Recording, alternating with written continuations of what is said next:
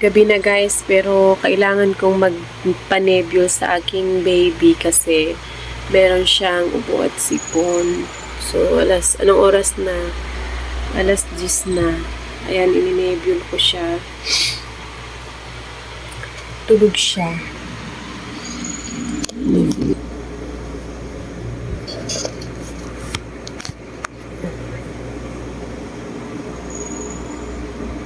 Maingay lang yung nebulizer. Kang mag-ano ha?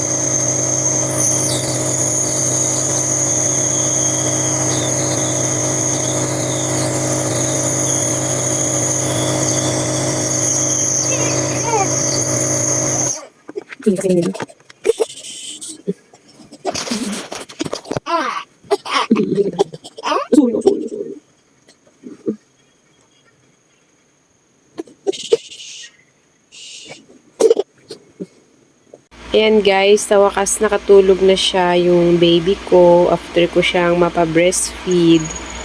Kaya sana gumaling na siya agad kasi mahirap na pupuyat tayo.